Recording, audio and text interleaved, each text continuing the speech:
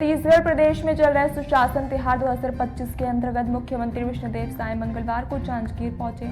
इस दौरान उन्होंने एक प्रेस कॉन्फ्रेंस आयोजित कर पत्रकारों से बातचीत की। मुख्यमंत्री ने प्रदेश में पारदर्शी प्रशासन, जन कल्याणकारी योजनाओं के क्रियान्वयन और विकास के मुद्दों पर अपनी बात रखी। उन्होंने कहा कि प्रदेश सरकार की प्राथमिकता आम जनता को बेहतर सेवाएं देना है और सुशासन तिहार इसी दिशा में एक अहम कदम है।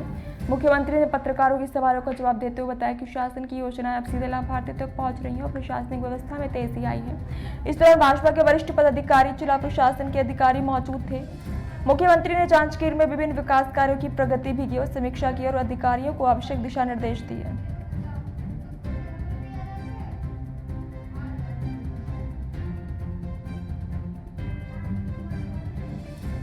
बताते हुए हमको प्रसन्नता भी हो रही है कि छत्तीसगढ़ एक पहला राज्य है जहां हम लोग सुशासन और अभिसरण एक विभाग का ही गठन किए और इसके माध्यम से हम लोग छत्तीसगढ़ में एक पारदर्शी सरकार और सुशासन स्थापित करना चाहते हैं और लगातार जो भी भ्रष्टाचार के रास्ते थे उस सबको धीरे धीरे बंद कर रहे हैं, पूरा डिजिटलाइजेशन कर रहे हैं पूरे प्रदेश में।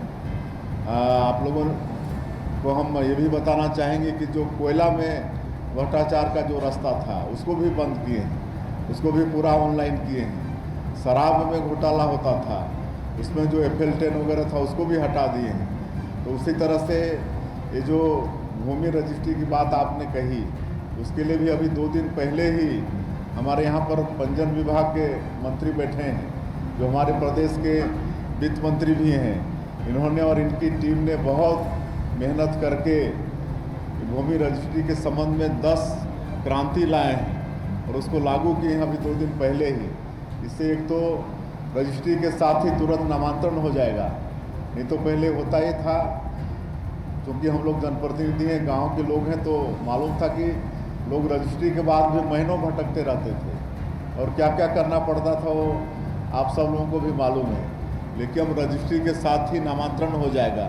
कई फेक रजिस्ट्री भी होते थे, मतलब किसी का ज़मीन है, कोई खड़ा हो गया और असली जो ज़मीन का मालिक है उसको पता तक नहीं चलता था, बहुत देर से पता चलता था।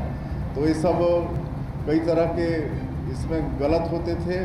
अब इस नई क्रांति आने से सारा चीज़ ये सब बंद हो जाएगा। तो लगातार हम लोग प्रदेश में सुशासन स्थापित करने के लिए नया नया चीज़, नया नया इनोवेशन